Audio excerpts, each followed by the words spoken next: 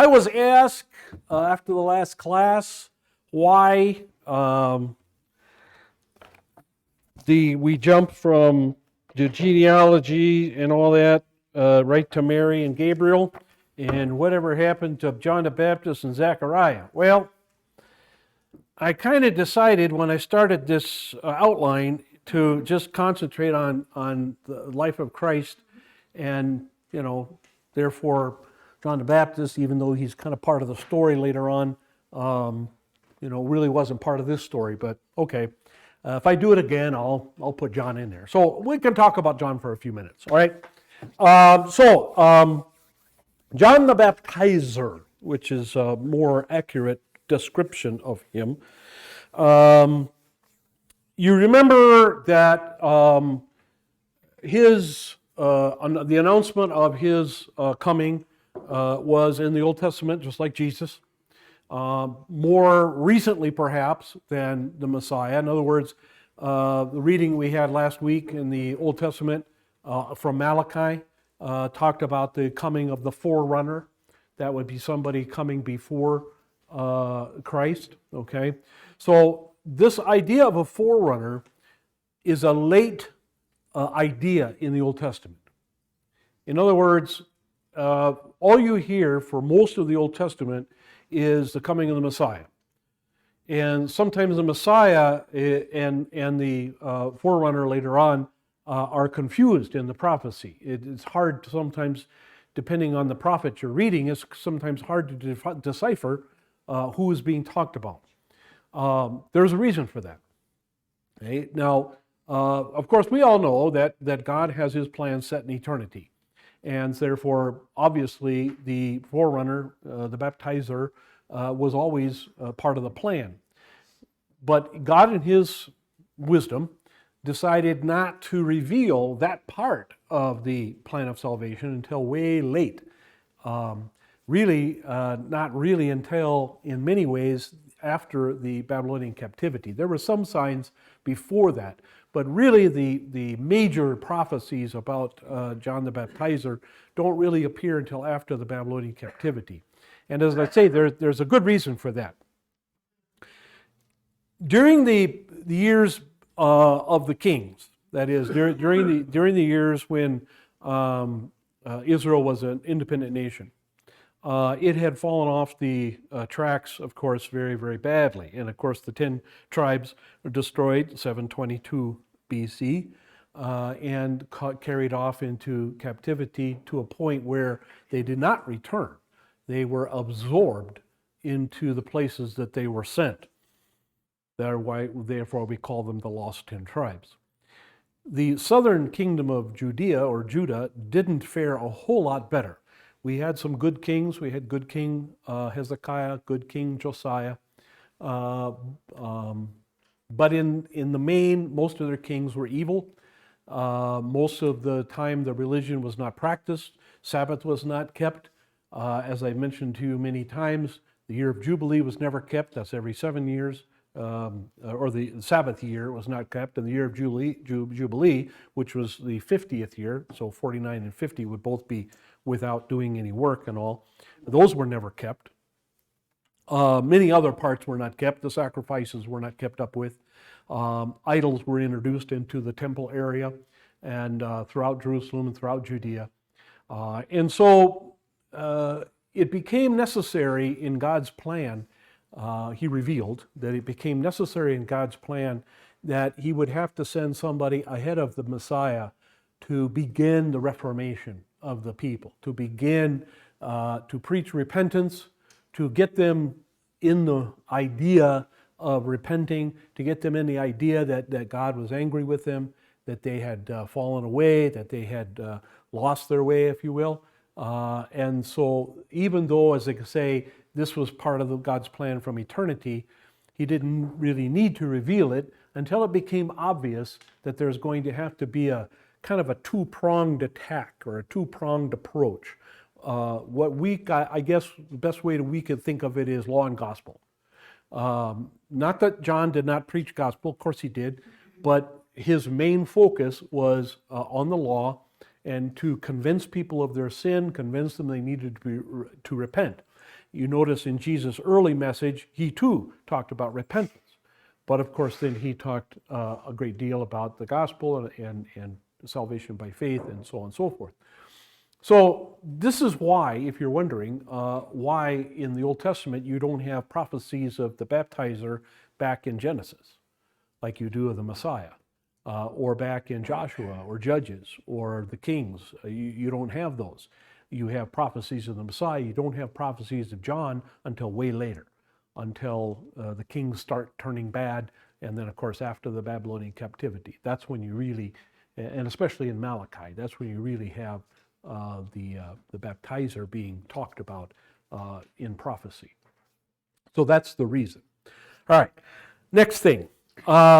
And if you want, there's not a spot for it, but if you want to make notes on this kind of stuff, feel free to use the back of these pages. That's why I left them blank, so you could do that. But anyway, okay, so Zechariah is a priest. He's a Levite. His wife, Elizabeth, is also a Levite. In other words, both of them come from the same tribe.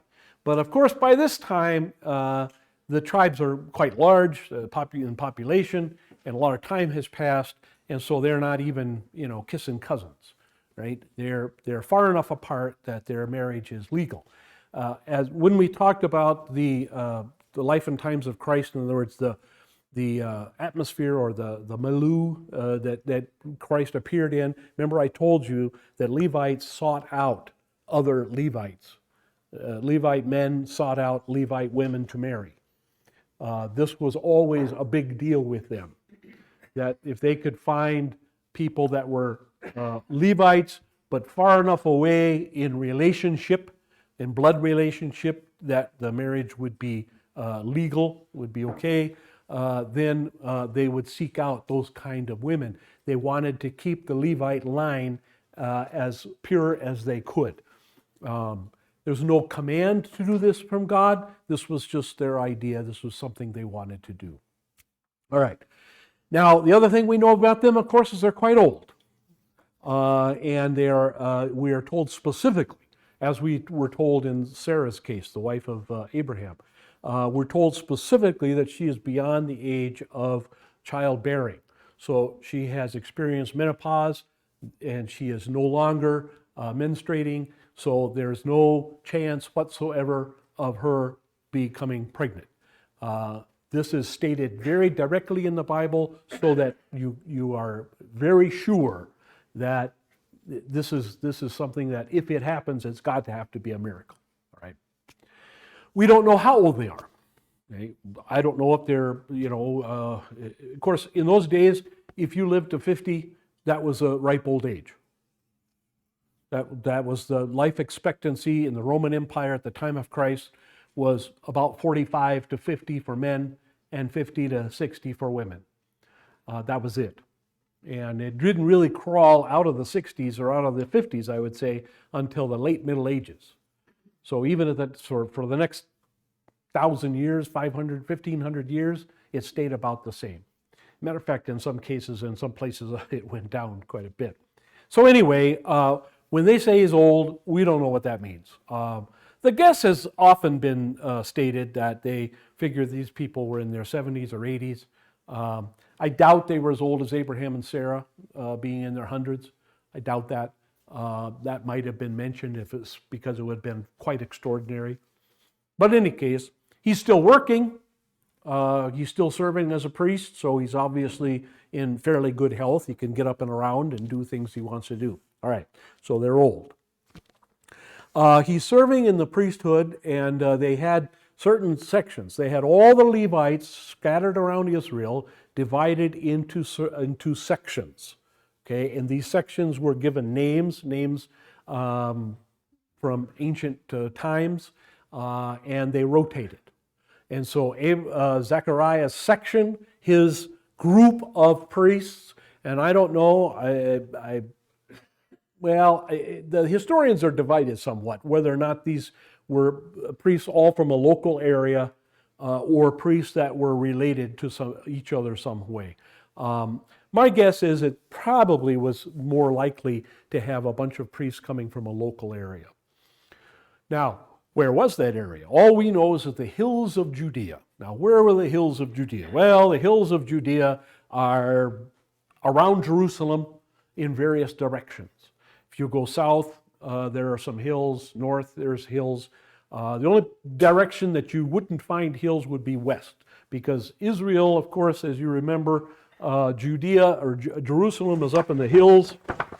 Let's see, let's do it this way. Jerusalem's up in the hills, okay, up here, up in these hills here, and so you're going downhill towards the sea. So to the west, the hills would be lower. To the north and south, they would be higher. And to the east, they would be higher and then lower when you get close to the Jordan River. So probably, I've always imagined Zechariah living around Shiloh, which was the first location of the tabernacle after the conquest, after the Palestine was conquered by Joshua. That's what I kind of see him at. So anyway, they lived in the hill country. He would be gone for 2 to 3 weeks. And this is not, his service would be 2 to 3 weeks. This is not including the travel time. So when he knew his section was up for service in the Levitical rotation, he would leave. It would probably take 3 days, give or take, to go from Shiloh to Jerusalem. So when he knew that was going to happen, let's say it was going to be after a Sabbath, it was going to start on a Sunday and be for a couple weeks, he would leave maybe on a Wednesday, Tuesday, Wednesday, get down to Jerusalem. And when you were serving as priests in the temple, you were limited to the temple. You couldn't go anywhere else. That's the only place you could go. The concern there was if you went someplace else, you could make yourself unclean somehow by eating the wrong thing, by visiting the wrong place, going into a Gentile's house, for example, or who knows, something along those lines. And so you were told, the rule was, once you got to the temple, you lived at the temple. And there were plenty of rooms where they could do that. And you were by yourself, of course, so it was all men, kind of like a monastery, if you want to think of it in more modern terms. And then when your day came up, okay, to serve, you would serve. Now, there were certain jobs that you could serve as. One of the jobs that served as was the incense burner, okay? Other jobs were to accept the sacrifices, and other job was to, of course, slaughter the sacrifices, also to burn the sacrifices. So there were 4 or 5 different jobs that the priests had over the years to fill out, and you would have about an 8-hour shift, maybe 8 to 10-hour shift, and then you'd be off until the next day. All right. So the Bible tells us that Zechariah's section, Zechariah's group, was serving in the temple during this time, and that it was also you rotated the jobs. One week you might be the slaughter guy, the butcher, and the next week you might be the fellow who sprinkles blood on the people, and so on and so forth. We know the Bible tells us that his section was serving, and it was his turn to go into the holy place, not the Holy of Holies, because only the high priest went in there, and he was not a high priest. He was just a priest. But the holy room was the room before you get to the Holy of Holies. Remember, there's 2 rooms in the temple, and the temple was laid out in a kind of a rectangle shape. And so you had at the back, this is the Holy of Holies, okay, that was in the old days, of course, had the Ark of the Covenant, but the Ark of the Covenant had disappeared hundreds of years before the days of Zechariah. So there was nothing in here, it was empty. But still, the high priest would once a year go in there. And of course, this is where the big curtain was in the temple that you hear about on Good Friday. So there was the big temple. Now there was 2 tables in the holy place, just holy place. Okay, there were two tables. On one table here was the menorah. Okay, that's the candlestick. Okay, with 7 branches. Whatever. And over here, and this was the table of showbread. Okay, and it's usually spelled H-E-W, S-H-E-W, showbread. And just a old English way of saying show bread. Okay, showbread is bread that is brought is the first of the harvest. So this bread would be brought. Now, at that place was also during the rest of the year, depending on the sin that you were sacrificing for, you would bring a grain offering, and that grain offering was in 2 kinds. Grain offering could be an actual grain, and it was called a wave offering because you literally waved, or the priest waved the grain that you brought. You wouldn't go into the holy place, only the priest, but he would wave that at that table and set it on the table. The other kind of grain offering would be actual bread. You milled the grain, you baked bread, and you took that to the temple for a different type of sin. And that bread would then be called showbread. It was laid on the altar. Okay? So you had the table of showbread and the table with the menorah. Right? And the table with the menorah also served as a place where you would burn incense. So it was Zechariah's job that day, usually early in the day, probably 8 o'clock in the morning, depending on what time of year it was, to go into to have incense, and the incense was usually in a pot.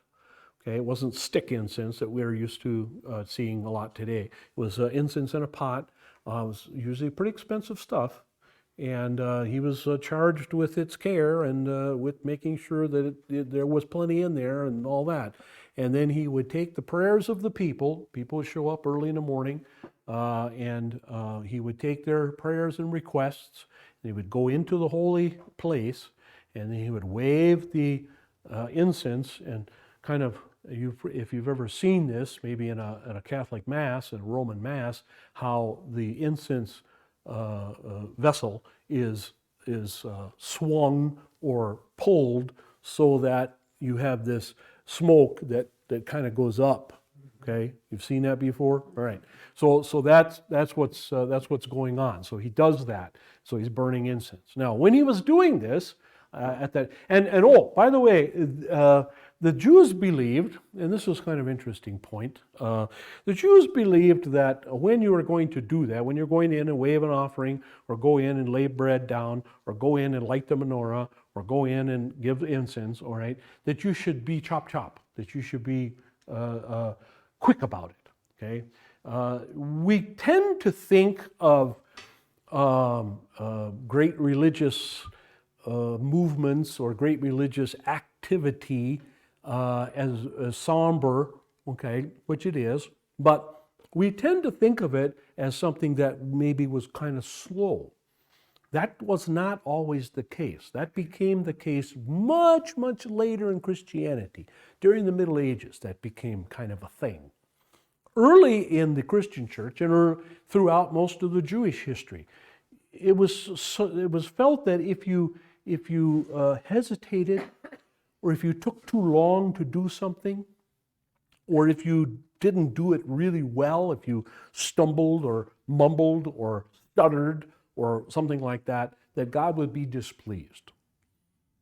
Okay? So usually when you go in to offer incense, you go in, you're walking briskly, you go in, you wave the incense, you say some prayers, and you're out in, I don't know, 15, 20 minutes, something like that. Well, he didn't come out for a long time. The Bible doesn't say how long, but it said longer than people thought. So maybe let's say twice as long. Maybe most guys are in there 15 minutes. He was in there for half an hour or more. Why? Well, because angel Gabriel appeared to him. Gabriel announced himself, said who he was. Anybody remember what the name Gabriel means? What does the name Gabriel mean? What kind of angel was Gabriel?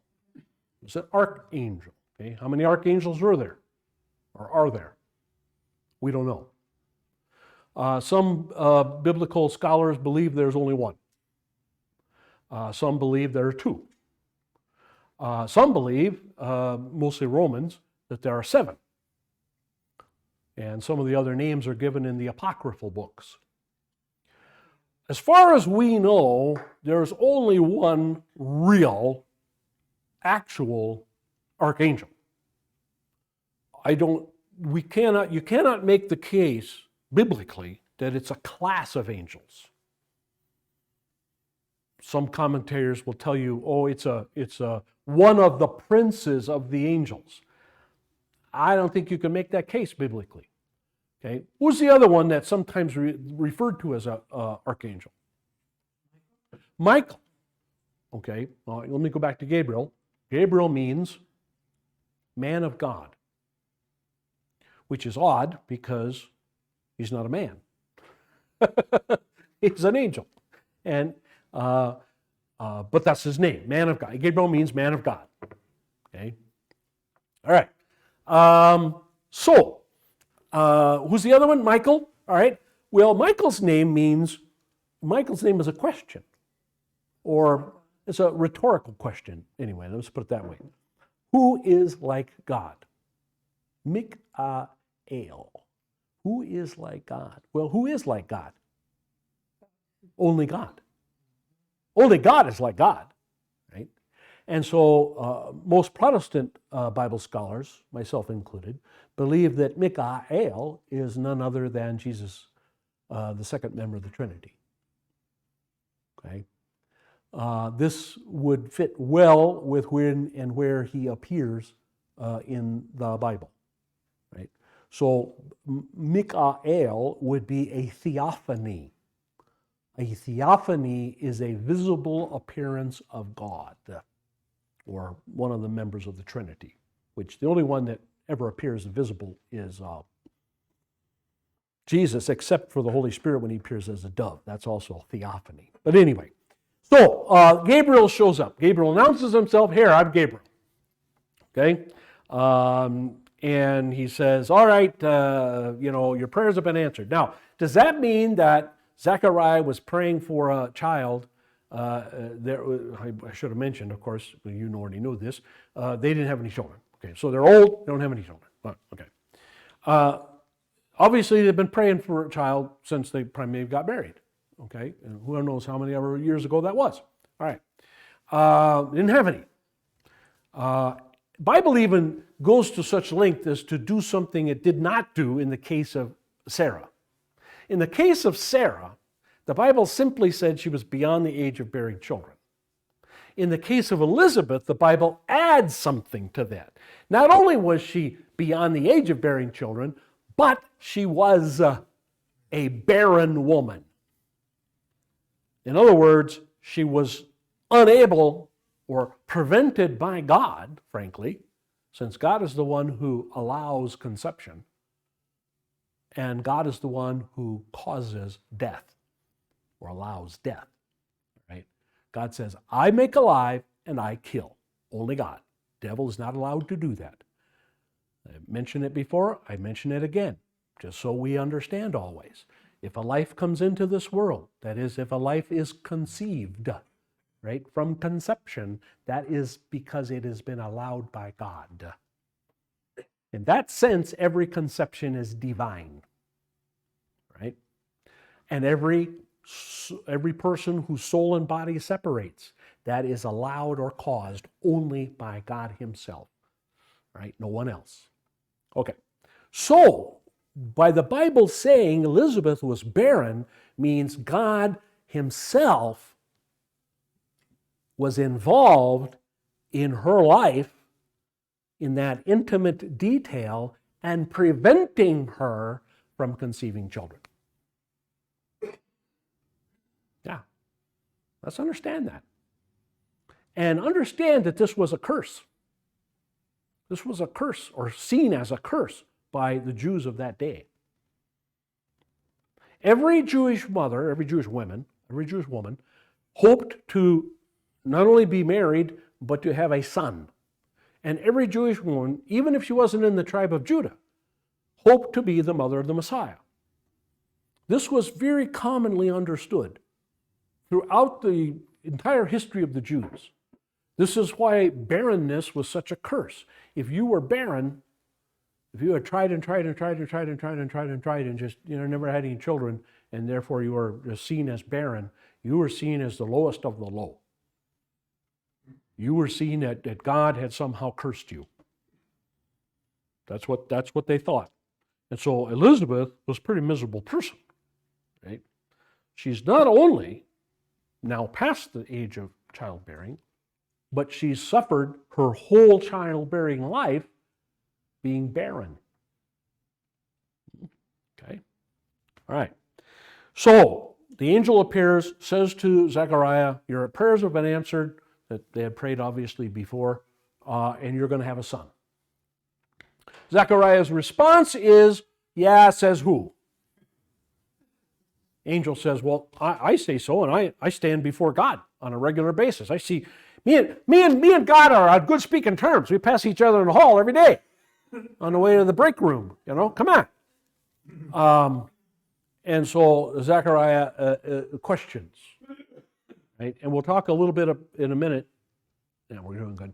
We'll talk a little bit about the difference between Zechariah's comment or question and Mary's question. They sound almost identical, but they are not. Okay? We'll talk about that. So Zechariah says, I'm not so sure about this. I don't see how that's going to happen. And the angel says, well, okay. How about this? How about you'll be unable to speak until 8 days after the birth of the child, which is, of course, a day of circumcision. That's right, circumcision. Okay. When the child receives its name. Right. Okay.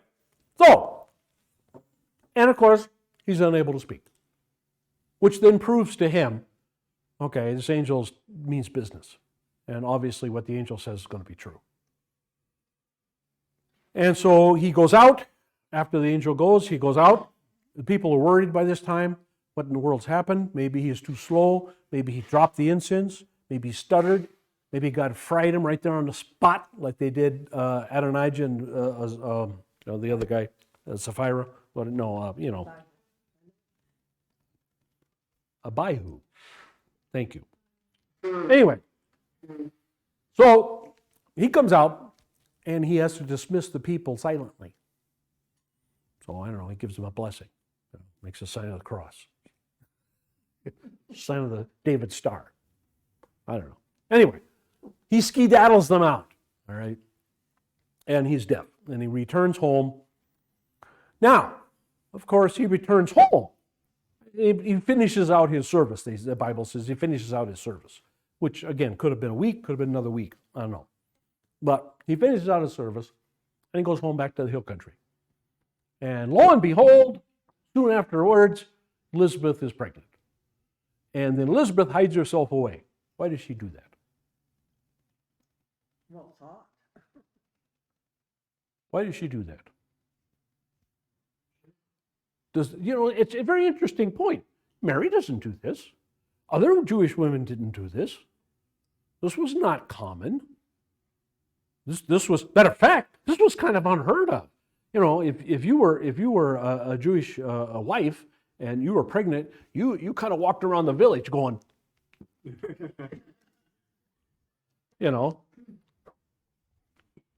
Yes. Well, like he said, it's probably shame because she knew she was barren and she couldn't figure out how she got pregnant. Oh, I think she knew. Well, didn't she laugh? Huh? Didn't she laugh? No, that was Sarah. That was Sarah. Maybe that it was guilt because I think the answer is much simpler, folks, than that. she got pregnant while Mark was gone. Well, yes, it's certainly possible that somebody might think that she was fooling around while Zechariah was down in Jerusalem. I think that's a stretch. I think a much simpler explanation is this woman's along in years, right? What do we do when a 40-year-old woman, like these Hollywood people a lot of times do nowadays, 41, 42, 45, what do? They get pregnant. What happens? Do they still go shooting movies? No, they don't go out shooting movies, especially going shoot the new Indiana Jones movie or something. No, they don't do that. They're going to jumping off of high buildings, or doing police detective work or whatever. No, what do? They keep it easy. They keep it calm, right? Yeah, Right? she doesn't want to lose it. That's right. If you've got nieces or cousins or daughters or granddaughters, who are up there, past 35, past 40 maybe, or even you talk to an OBGYN and you ask OBGYN, what happens when a woman 42, 43, 44 gets pregnant? The OBG will say, what? Well, boy, she needs to take it easy. She needs to really watch it. Okay? I'm sure that this happened. I'm sure women late in life, because why? How can I say that? Because families were 12, 13, 14 kids. Okay? If you start having kids when you're 14, you're still going to be having kids when you're 44, in a lot of cases. And I'm sure a lot of those wound up to be miscarriages or stillbirths. And so I'm sure that by this time in history, it is a well-believed thing. If you're up there in years, okay, you should take it easy. You should stay indoors and take it easy, sit there, do your knitting, whatever. Okay, so she secluded herself, I think, for a very simple reason that she was just protecting her pregnancy. Now, of course, you might say, well, if she believed this was from God, she would know that she's not going to lose the baby. That's overthinking it, folks. Don't overthink things, okay? Don't overthink things, all right? And then, of course, we know what happens, of course. The child is born. He's still deaf, or he's still dumb, mute. And so he writes down John. They say, we don't got any relatives named John. And he says, well, John is what his name is going to be. John means God is gracious. God is gracious, or grace of God in Hebrew. Okay. So his name is John. And one last thing real quick. He's a Nazirite, which means the Nazirite vow. You can look it up. Okay, you can look in your concordance, Nazirite vow, and then go to those references in Numbers and Leviticus, and I think in Samuel, Judges, a couple other places where the Nazirites are discussed. They don't cut their hair, and they don't shave, they don't imbibe alcohol, and so on and so forth. And usually a Nazirite vow is only for a certain number of years. Paul wished to take a Nazirite vow. He was prevented from doing so because he was arrested, taken to Rome. But he wanted to, and it was only for a short time. Nazirite vows can be taken for any amount of time. They can be taken for a few hours. They can be taken for a half a day. They can be taken for a week, or they can be taken for a lifetime. It all depends on the situation. So a Nazirite vow can be length, any length. The angel said he's going to be a Nazirite. In other words, he's not just going to take a vow, a Nazirite vow for a certain period of time. He's going to actually be one. He's going to embody that vow with his entire life. So that's why he was that way until he lost his head. All right. So just a little bit about John the Baptizer, just to fill in the gap. I wouldn't want any gaps to remain. All right. Let's move on then. Gabriel's visit to Mary. All right, Gabriel's visit to Mary. We have Gabriel's visit to Mary in Luke 1, 26 to 38. So, first of all, what do we got? Well, let's see. Reading along here, in the sixth month of what? Well, the 6th month of Elizabeth's pregnancy, which would make John, of course, 6 months older than Jesus, right? So this can also help us, by the way, preview, time for a commercial, okay? Tomorrow will be my annual discussion of Christmas, all right? And a lot of that we'll discuss why December 25th and about what year it was. And I'll give you a sneak peek right away. There is no such thing as year zero. No year zero. Okay? As a matter of fact, at the time Jesus was born, it wasn't no AD, BC either, for that matter. Okay? So, anyway. So, we're going to talk about little Christmas next time, and on Sunday, tomorrow morning. John was 6 months old in Jesus. Also, what else does it talk about? It talks about Galilee and Nazareth, and the angel Gabriel again. All right, and remember that Israel is divided into 3 provinces, or Palestine, what we would say Palestine proper. Okay, and Palestine proper, if you want to, is usually considered. Here is Dan. Here's Tyre and Sidon in Lebanon, and from just below Tyre, okay, just below Tyre, kind of on a line straight across here to this little lake. This would be the top border of Israel most of the time. Now, during the times of David and Solomon, Israel's border went all the way to Syria, all the way to the Euphrates River. That was a very small piece of history, very small years, 80 years max, probably not even that long, that Israel extended the border that long. So this is the top, right? If you want to say Tyre, this is the, oh shoot, I forgot the name of it. I forgot the name of that river, but it's a big river in Lebanon. You hear it all the time.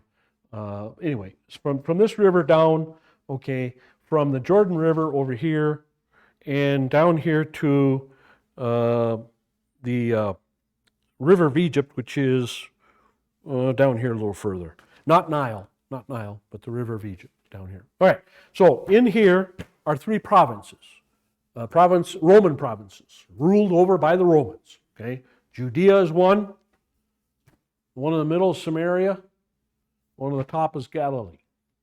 Other Roman provinces were over here was Decapolis, down here was Petros. This was sometimes included with this area. Anyway, so there were three areas. Galilee is the top area. All right.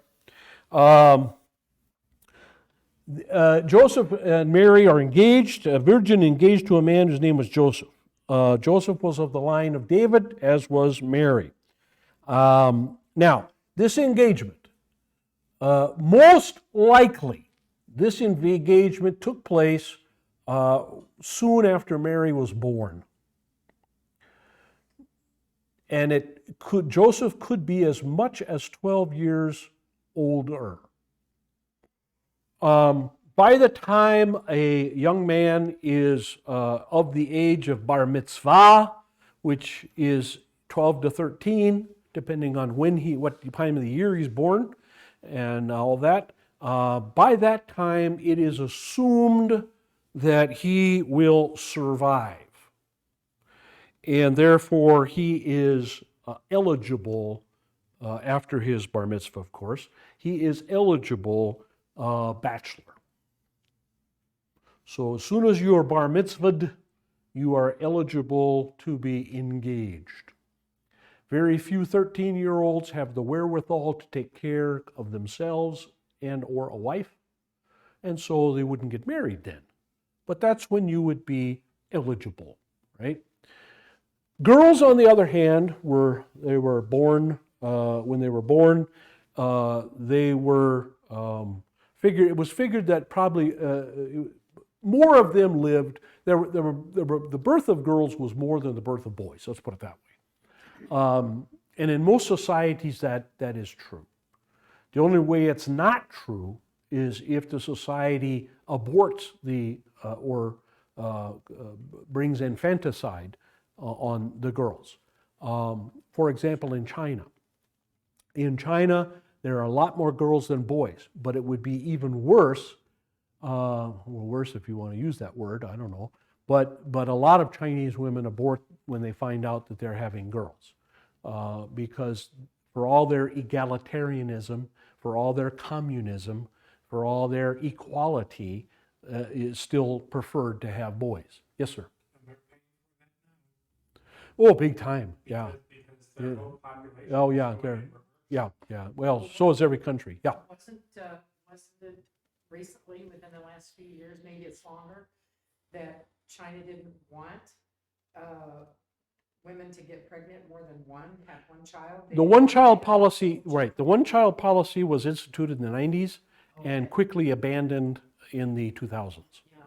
Yeah. because they saw their demographics going into the floor. I'm sorry, not 90s, 80s, really. The one-child policy began in the 80s. But now, of course, they're encouraging couples to have two, but of course, by now, it's really kind of too late. They goofed up and they didn't solve it, or they didn't deal with it as soon as they could.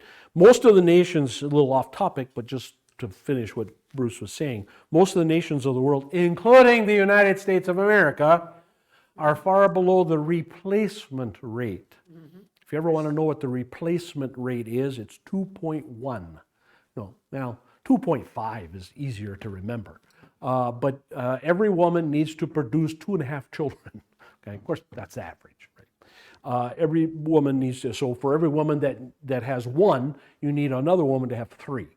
Basically, that's what it means. All right. So 2.5. If it falls below 2.5, that means this generation is not going to replace the past generation that's dying off. All right. In the United States, the birth rate is below now 2. Okay, it's 1.7 and probably lower than that. Probably the next census, all the figures aren't out, but I'm guessing that the 2020 census will tell us that the birth rate is probably 1.5 or 1.4. In some places in Europe, in France and Italy and Spain, it's 1.1 or 1.2. In some places like the Soviet Union, before the fall of the Soviet Empire, it was down to 0.8. And it has been horrible for a long time, which is one of Putin's problems. You notice when he said, okay, I'm going to draft everybody and everybody show up, a lot of the people who were showing up, a lot of the men who were showing up were 40 and 50 years old. It's kind of like what happened in the United States during World War II. You know, I don't know if you know this or remember this, but the draft age was only lowered to 18 in early 1941. Did you know that? The draft age was 21. Draft age was 21. Yeah, all through the 30s, the draft age was 21. And it was not lowered to 18 until right before the war. And then, of course, it was capped at 35. And then that cap went away in 1943, went up to 45. Of course, it wouldn't most likely be put on the front lines at 45, but still, that's what happens when you need as my father would call it in those days, cannon fodder. Okay? You basically need some body. What did he say? It got to a point in the war where you just needed bodies to absorb bullets.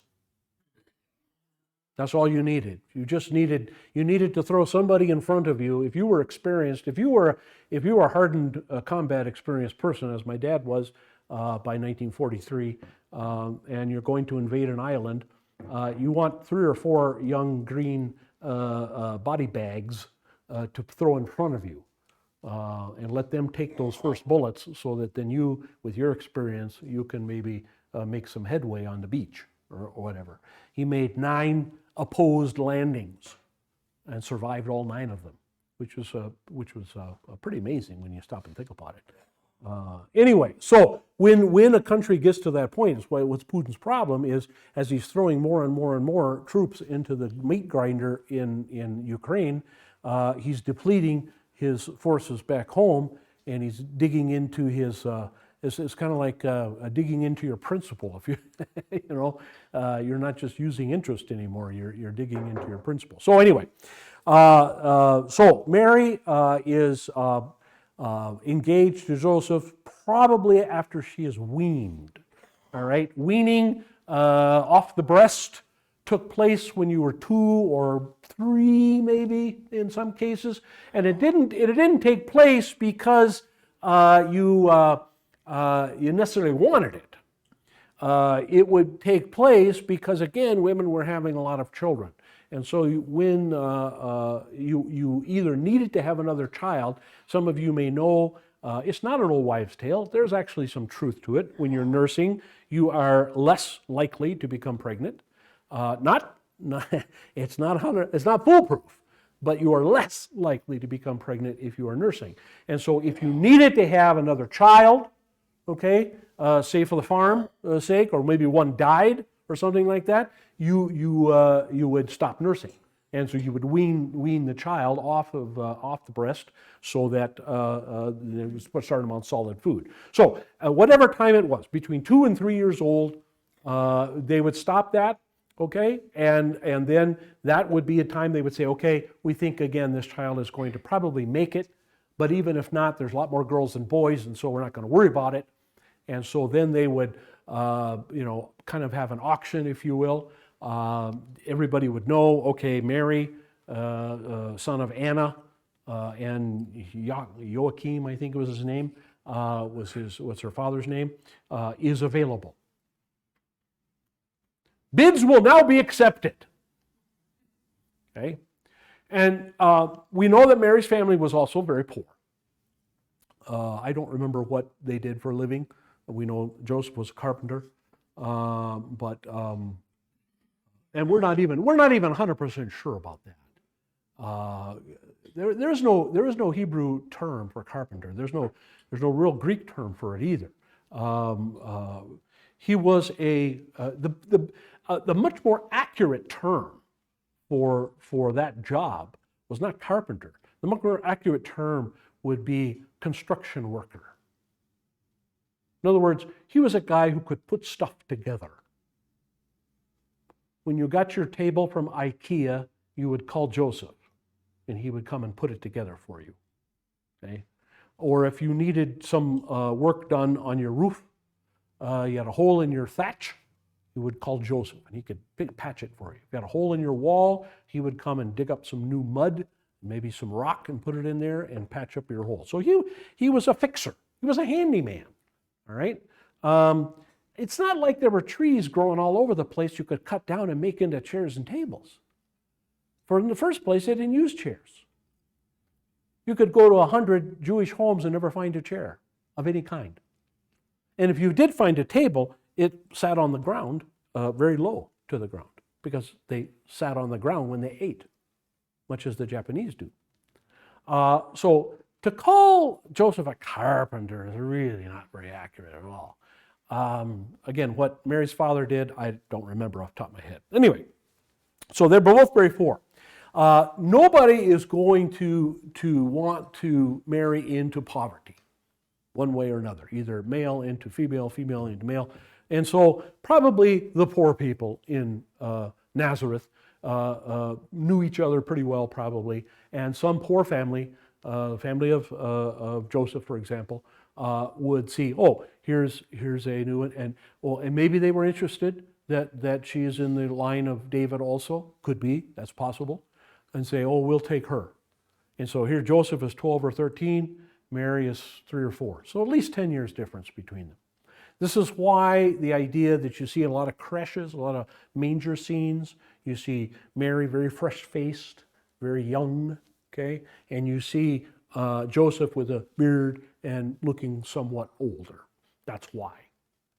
But it was not considered odd, it was not considered weird to be engaged for many years. The engagement ceremony was just that, a ceremony. It was time for party hardy, okay? The marriage ceremony was nothing. There was no marriage ceremony. No, there was no marriage ceremony. There was no I do's or I wills, nothing. When Joseph, in his case, and maybe he was real close by this time, but by the time the angel appears to Mary, maybe the wedding is already planned, could be, or in the planning stages. But by this time, Joseph, whenever a man got to a point where he's making enough shekels, okay, first of all, he's got his own place. You don't go and get your wife and bring her back to mom and dad's house. No, you don't do that. All right, you don't do that.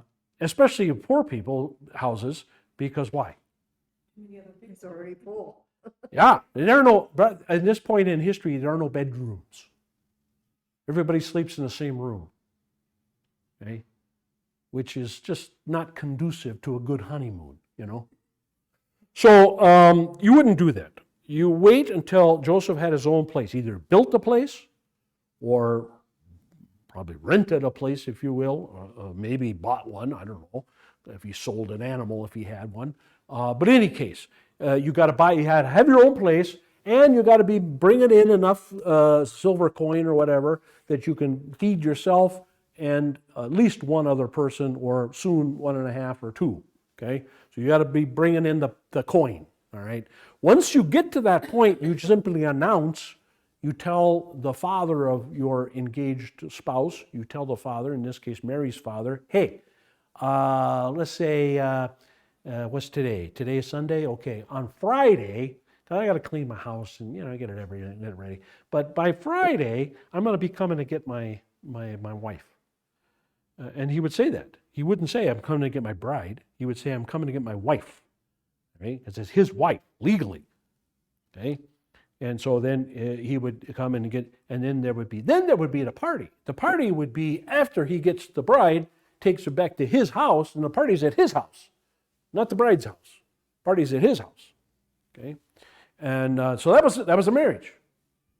No boutonnieres, no bridesmaids, none of that. That stuff's all modern stuff. Okay.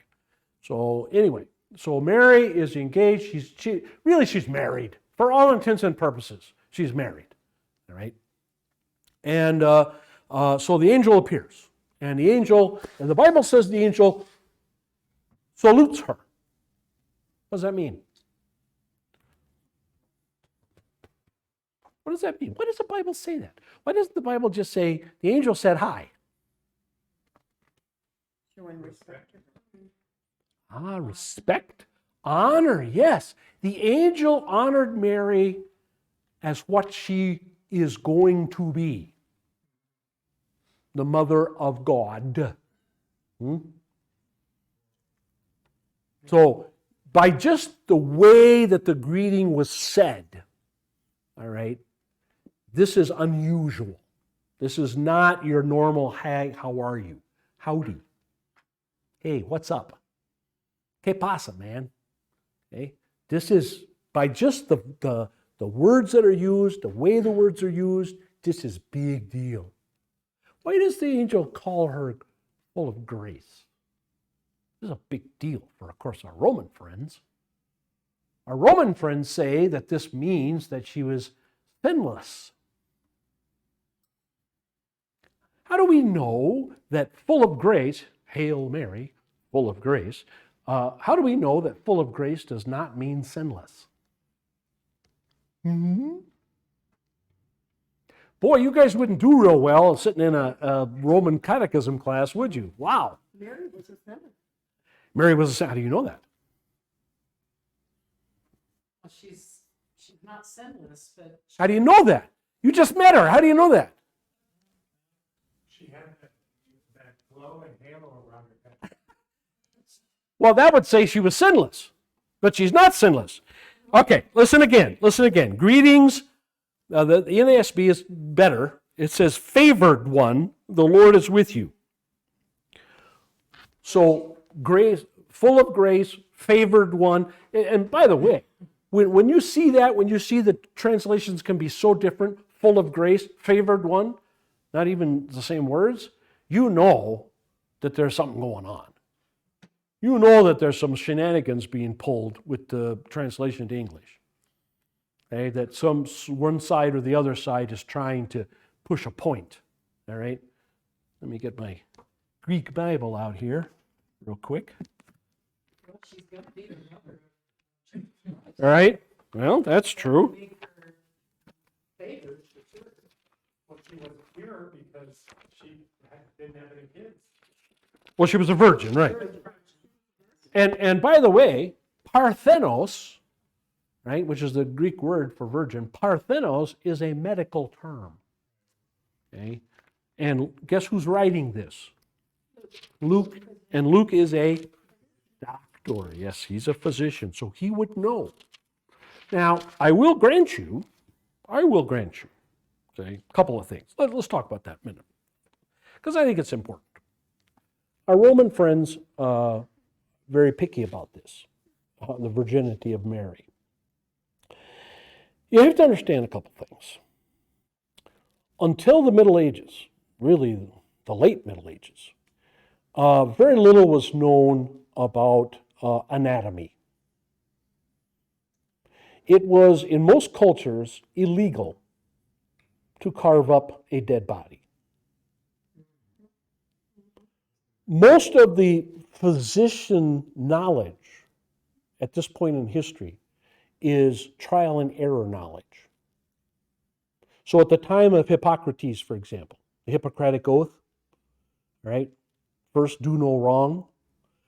Hippocrates didn't know how the stomach worked. He didn't know how the heart worked. At this time in history, people, they don't even know what the brain is for. Nobody's even seen a brain unless, it got cracked open on a battlefield somewhere. And then nobody has sat down and made studies of it. Do you know, at the time of Leonardo da Vinci, he could have been put in prison for life for what he was doing? Oh yeah, he could have been executed in some places in Italy. So when people talk, you hear this about virginity in the Old Testament, that the elders are supposed to prove a young woman's virginity. Good luck with that. Good luck with that. In the first place, the hymen is not a solid piece of flesh or tissue. It's not solid. It has a hole in it. Otherwise, y'all would blow up. Yeah. So that's the first thing. Okay. The second thing, it can rupture or break for all kinds of reasons. Okay. So we don't know. I would have to go digging into the Mishnah or the Talmud probably to find out what those Jewish elders were actually comparing with, or how they were deciding this. And I have never had the interest to do that. All right. So when the Bible talks about parthenos, and when Luke, a physician, uses the term parthenos, okay, this is solely based on the testimony of the Virgin herself. And this is not there's no medical proof here, because you cannot prove this medically. Okay, that is a misnomer. This also, by the way, just a side point. This also tells you one way in which the Islam religion is so backwards. The Islam religion has women inspected before marriage to see if they're virgin, and the only regulation they look for, the only thing they look for is an intact hymen. That's it, nothing else. Which is ridiculous. A lot of Islamic women get stoned to death for no reason, simply because they rode a horse too hard, or bicycle, or Lord knows what. Okay, I mean, it's really sick. The Islam, you really want to know how sick the Islam religion is. That's how sick it is. They're so stupid. They're so backwards medically. They have no knowledge. It's just really sad, it's pathetic. So, okay. So let me get to this real quick here.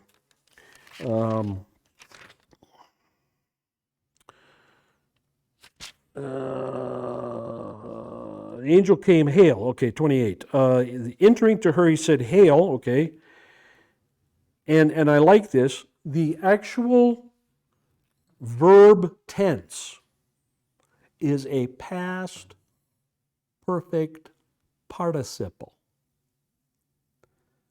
Past perfect participle should be translated having been favored. Having been favored. In other words, this was done in past time. It's not that you yourself are so favorable. It's not that you are so holy and perfect, Mary. It's because you have been favored in the past. Okay? The Lord is with you. You were favored a long time ago. When was Mary favored?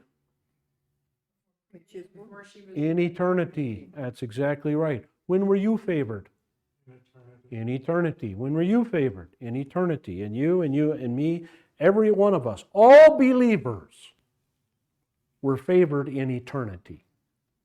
That's all that the angel was saying. That's it. Hail Mary, you be saved. Hail Mary, you're full of grace. That is, not your grace, you're full of the grace of God. By faith. That's all it means, my dear Roman friends. Okay? That's all it means.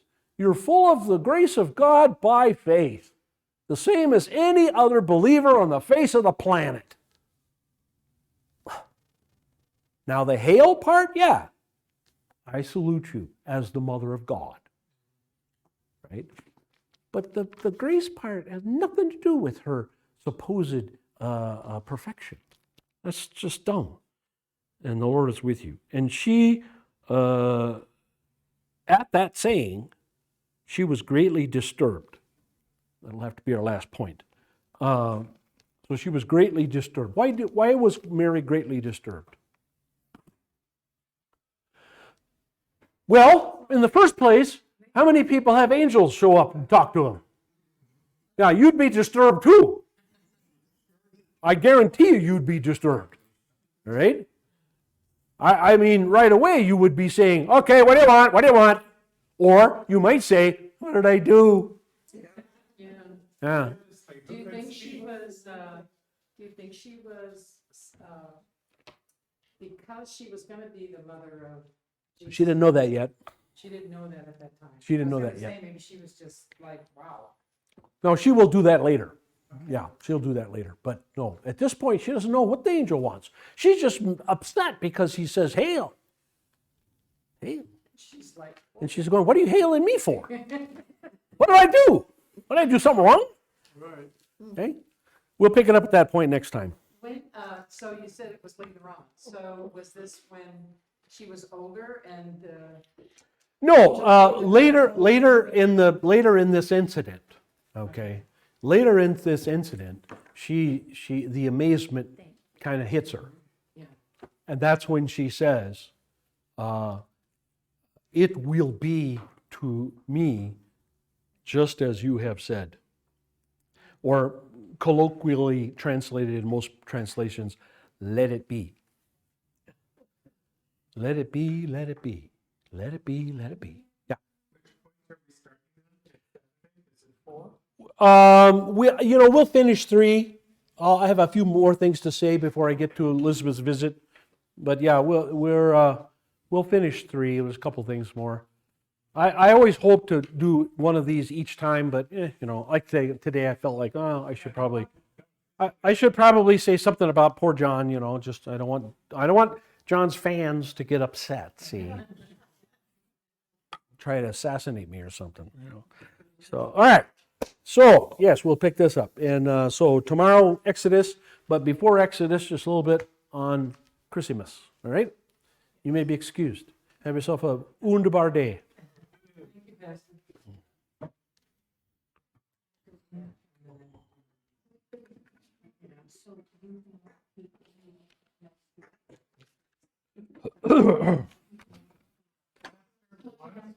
Okay, thank you.